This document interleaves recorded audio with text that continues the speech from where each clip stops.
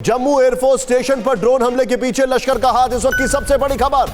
Jammu Kashmir police के सूत्रों के हवाले से खबर, पाकिस्तानी ड्रोन का टारगेट था एटीसी टावर, हेलीकॉप्टर और रेडार। 3 संदिग्धों को जम्मू पुलिस ने हिरासत में लिया था, सूत्रों के हवाले से खबर। मैं चलूंगा, मेरे साथ अंकित मौजूद है। अंकित, लश्कर का हाथ, Jammu Kashmir police of the record इस बात की जानकारी दे रही है। देखिए, जम्मू कश्मीर पुलिस के सूत्रों के मुताबिक साफ तौर पे कहा गया है कि जो इनिशियल रिपोर्ट्स है, ये आशंका है कि लश्कर का ही हाथ इस ड्रोन अटैक में हो सकता है। हालांकि एनआईए की तरफ से अब पूछताछ जो है वो कई लोगों से की गई थी, लेकिन आपको ऑफिशियली बता दूं कि अभी तक किसी भी व्यक्ति की इस मामले में गिरफ्तारी जो है वो नहीं हुई है।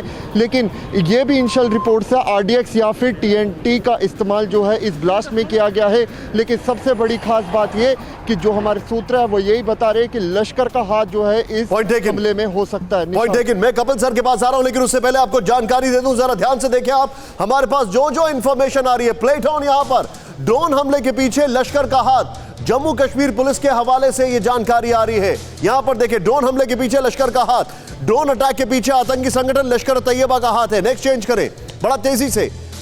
ये एयरबेस के एटीसी टावर, हेलीकॉप्टर को नुकसान पहुंचाने की साजिश थी। नेक्स्ट चेंज करें। और यहां पर दोनों धमाके टारगेट से करीब 40 फीट की दूरी पर हुए। एयरबेस पर गिराए गए दोनों बम करीब 5 और 6 किलो के थे। बम में आईडी तकनीक से ब्लास्ट किया गया। धमाके के लिए आरडीएक्स और टीएनटी का मिश्रण का इस्तेमाल किया गया। सीमा पार 14.5 किलोमीटर दूर से आया था ड्रोन करीब 1 से 2 किलोमीटर, मतलब 1.2 किलोमीटर ऊंचाई से उड़ता हुआ लक्ष्य तक पहुंचा। ड्रोन को मैनुअली कंट्रोल किया जा रहा था, यह भी जानकारी है।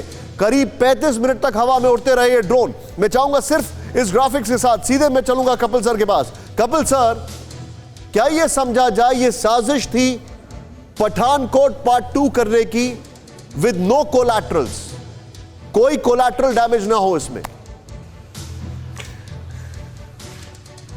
निशान जी, देखिए, मेरे को इससे कोई अंतर नहीं पड़ता कि ये लश्कर ने किया है या आईएसआई ने किया है या आर्मी ने किया है या तालिबान ने किया है या अलकायदा ने किया है। हमें एक बात समझनी चाहिए कि दुश्मन हमारा एक है और हमें उस दुश्मन की मानसिकता समझनी चाहिए। और ये सारे जो फिर ब्रांचेज हैं, ये सारी ब्रांचेज दुश्मन की ब्रांचेज हैं। और दुश्मन की मानसिकता समझने के लिए तुलसीदास जी आज से 500 साल पहले एक बहुत अच्छी चौपाई कह गए थे, जिसका मतलब यह है कि जो दुष्ट है वो कितनी भी भली संगत में रह ले, उसकी दुष्टता नहीं जाती। और पाकिस्तान और ये आतंकवादी तो है ही दुष्ट, और ये रहते ही दुष्टों की संगत में है, टर्की की संगत में और चीन की संगत में, जैसे आपने अभी बखान किया सारा उज्बेकिस्तान और उस सबको लेकर के। तो इसलिए मुझे इससे कोई ताज्जुब नहीं है कि जो हरकतें ये कर रहे हैं कि वो इतने साल से तैयार थे और नहीं थे। दूसरी बात एक बहुत बड़ी आप जो कह रहे हैं और जो जनरल साहब ने कही कि देखिए, ये वॉर का जो अब तरीका है, ये पूरा कन्वेंशनल वॉर से बदल करके साइबर वॉर और मॉडर्न 21st सेंचुरी की वॉर टेक्निक्स में आ गया है।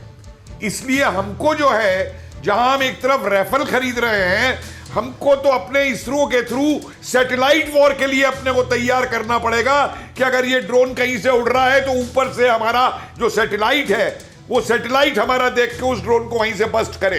हमको उस तरीके के ट्रेनिंग इंस्टीट्यूट चाहिए आर्मी के कंट्री के अंदर, हमें उस तरीके के डिपार्टमेंट चाहिए कंट्री के अंदर, ये हो। और इसके अंदर एक सबसे बड़ी बात मैं और यहां पे कहूंगा कि जो सीज फायर हुई है, हमने उसी दिन कह दिया था कि देखिए, जहां तक मेरी जानकारी है, मैं आर्मी का आदमी नहीं हूं, लेकिन मेरी जानकारी है कि हमारे सोल्जर्स को यह आदेश है कि अगर पाकिस्तान एक गोली छोड़ता है तो तुम मोर्टार दागो, अगर वो मोर्टार दागते हैं तो उनका हैवी गन से जवाब दो।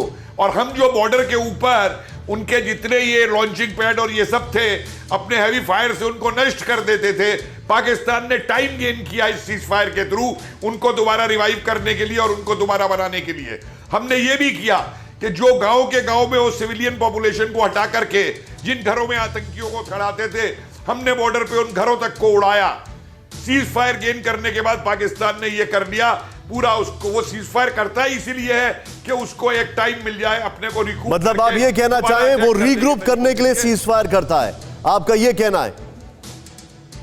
जी, और किसी बात के लिए नहीं करता। अड़ी सोमवार से शुक्रवार शाम 6 बजे सिर्फ TV9 भारतवर्ष पर।